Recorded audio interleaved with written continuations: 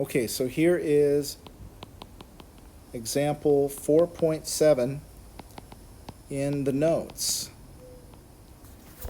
Okay, so I've got a random variable x with density given by c times x to the negative 1 if x is between 0.5 and 1 and 0 otherwise, and y is exponential 1. X and y are independent, and I want to find the expected value of x to the y. Okay. Again, I could do this without conditioning.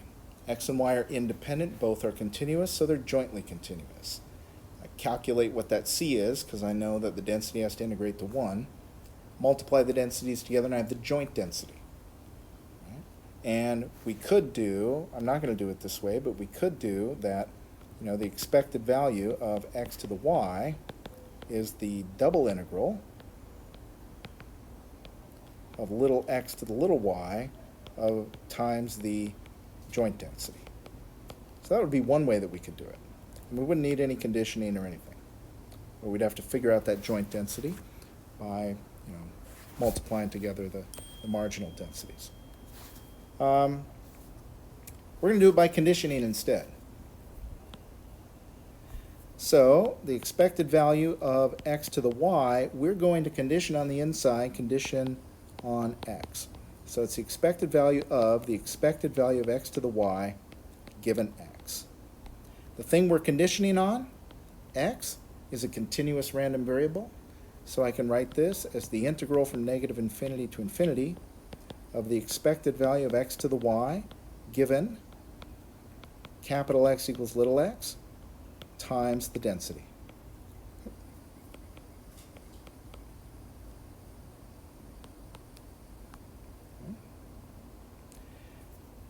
Now, that conditional expectation, we're using our general principle, x and y, capital X, capital Y, they are independent. So when I'm conditioning on x equals little x, I can do the ordinary expectation and just turn capital X into a little x. The density of capital X is only supported on the interval 0.5 to 1. And on that interval, it's equal to c times x to the minus 1. Okay. Now I have to figure out, well, what is this? Okay. Well, the expected value of x to the capital Y is going to be, little x there is just a constant. So this is a function of capital Y. Remember, capital Y is, what? Going back up here, exponential 1. So its density is e to the negative y, and the density is supported on 0 infinity. So we have x to the little y, e to the negative y, dy. Remember the way you do these when your variable of integration is in the exponent is just turn that base into an e. So it's e to the log x times y times e to the negative y dy. And then you do that integration, and you're going to get 1 over 1 minus log x. All right, so that's going to have to come back up into here. So I've got the, pull that c out. I've got the integral from 0.5 to 1. Right, I have 1 over 1 minus log x. And I've got an x to the negative 1 dx. I can do a u substitution, make that my u. Again, I'll skip through the details there. Do that u substitution, you're going to get c times log 1 plus log 2. Then, of course, we need to figure out what c is. And for that, as I mentioned at the beginning, we're going to use the fact that the density integrates to 1. So 1 is equal to the integral from 0.5 to 1 of c times x to the negative 1 dx. That thing, and you do that integral, and you're going to get c log 2. So that tells me that c is 1 over log 2. Putting that into our answer above, the expected value of x to the y is the log of 1 plus log 2 over log 2. Okay, so there's an example, a couple of examples so far of doing calculations with conditioning. And conceptually, this is not new, right? We've been using what the book is called the law of total probability. When we were computing certain probabilities, we would condition on some convenient partition and then add up the results, weighting them by the probabilities involved. And that's all that we're really doing here, except we're doing it with expectations, right? If you look at this, we want this expected value, and what we're doing is breaking it down according to the value of the random variable capital X, and then putting it all back together with an integral weighted according to the density of the thing that we broke it down with. So it's very, very much like this law of total probability, and that's the kind of intuition that you should bring into it when you're thinking about how to do this kind of stuff. Okay, let me come back to the book then. So that was all in the supplemental notes. Coming back to the book, I want to do example 5b.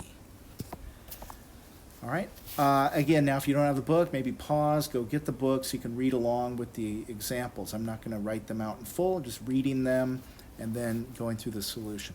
So example 5b, suppose that the joint density of x and y is given by, okay, so it's going to be e to the negative x over y times e to the negative y over y. It's going to be this if x and y are positive and 0 otherwise. Okay, and we want to find the expected value of x given y equals little y.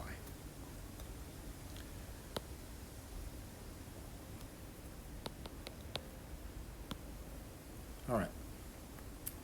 So, the expected value of x given y equals little y is, well, the expected value of x is a continuous random variable, right? Because of a joint density, they're jointly continuous.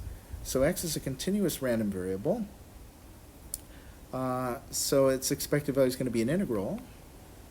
The integral of little x times the density, but we need to use the conditional density.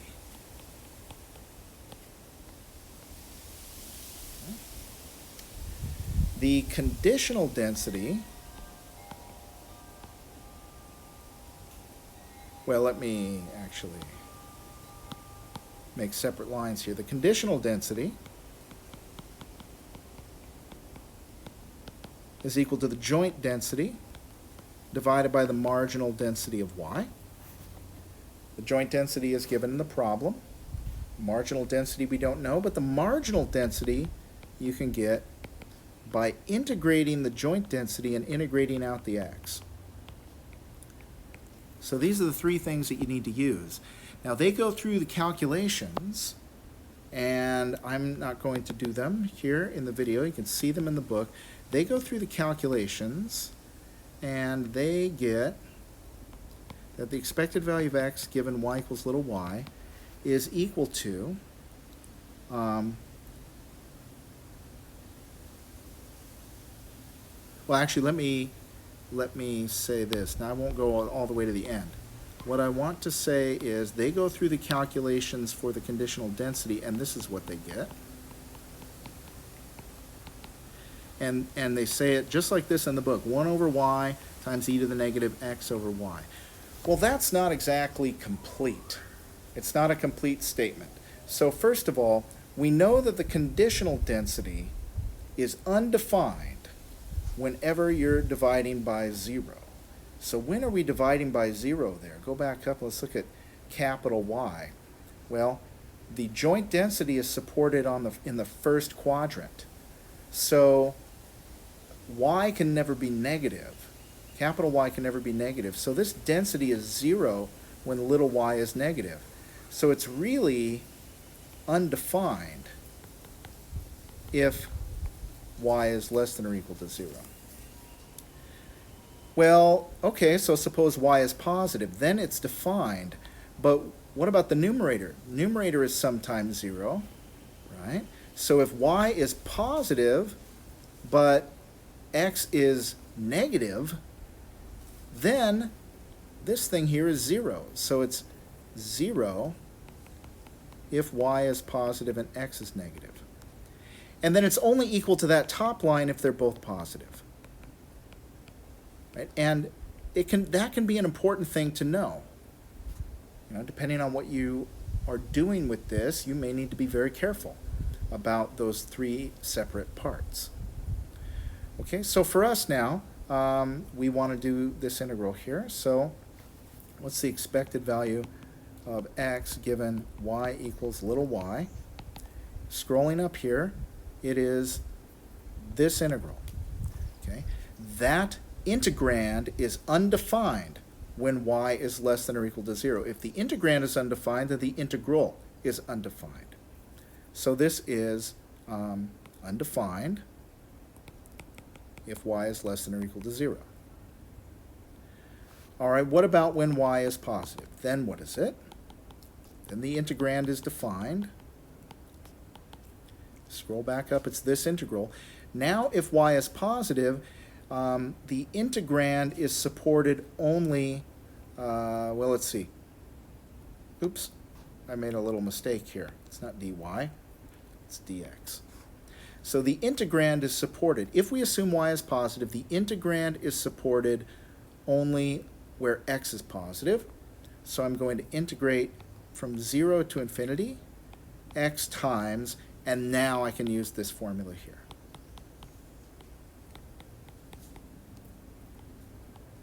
Okay. And we do that integration, again, skipping the calculus details, and you get y. And there's a connection, of course, between this thing and the final answer. The connection is that this thing here with this arrow that I'm overwriting a number of times, that says that given that y equals little y, capital X has an exponential distribution with parameter 1 over y. And if it's exponential with parameter 1 over y, then the mean is 1 over the parameter, and so the mean is y. So that's an intuitive way of going from this part here to the final answer. Okay. Let's do another example from the book. This is example 5C. Okay, so where are we at to turn to that? Okay. A miner is trapped in a mine containing 3 doors. The first door leads to a tunnel that will take him to safety after 3 hours of travel. The second door leads to a tunnel that will return him to the mine after 5 hours of travel. The third door leads to a tunnel that will return him to the mine after 7 hours. If we assume that the miner is at all times equally likely to choose any one of the doors, what is the expected length of time until he reaches safety? Okay, so we have to assume that this is a very dumb miner. The miner goes out a tunnel, and if after many hours he comes back into the room, he still, with 1/3 probability, might decide to just go down that tunnel again, which of course is very dumb, but this is our assumption. Every time If he returns back to that same room, he's going to pick one of the 3 tunnels, each one with probability 1/3. Okay, so let's let x be the time spent traveling in hours. Okay, and let's let y be the door number chosen on the first try. Okay. Oh, I guess I didn't say what we're looking for. Well, I guess now's the time to say what we're looking for. In fact, I'm going to have to go in here in a minute, I think. The battery will die. So before we even say anything about y, x is the time spent traveling, and we want to know the expected amount of time he spends traveling. And we're going to solve it by introducing this auxiliary variable. Y is the door number he chooses on his first try, and we're going to condition on what happens on that first try. So we've done examples like this before, where we condition on the first trial in a sequence. And now we're just using that idea here in this context. So the expected value of x is the expected value of the expected value of x given y. Okay, now y here is discrete, so this is going to be a sum over the range of y. Y can be 1, 2, or 3, so this will be the sum as j goes from 1 to 3 of the expected value of x given that y equals j times the mass function evaluated at j. But this thing, the mass function, is 1/3 for all of them. So I can write this as 1/3 times the expected value of x given y equals 1, meaning given that he initially chooses tunnel number 1 or door number 1, plus 1/3 times the expected value of x given that y equals 2, plus 1/3 times the expected value of x given y equals 3. And then we can separately calculate these things. So what's the expected value of x given y equals 1? Well, tunnel number 1 is the one that leads to safety, and it leads to safety after 3 hours. So if you pick that one first, you're out in 3 hours. Okay, how about tunnel number 2? Well, tunnel number 2, you're going to spend 5 hours in the tunnel, and then you're right back where you started, and the whole game starts again. So it's going to be 5 hours wasted, plus now the game starts again. Whatever the expected value was in the first place, you get that much more. All right, then the expected value of x given y equals 3, there you waste 7 hours in the tunnel, and you're right back where you started, and the game starts again. Okay, so we put all of that in here, and what do we get? We get the expected value of x equals 1/3 times 3 plus 1/3 times 5 plus the expected value of x plus 1/3 times 7 plus the expected value of x. That simplifies to what? 5/3 and 7/3 is 12/3. That's 4 plus 1, so that's 5 plus 2/3 times the expected value of x. Solving, we have 1/3 expected value of x equals 5. So the expected value of x is 15. Okay, a little bit more to do in this section, but this video is long and my battery's dying, so I'm going to stop this one and make a new part.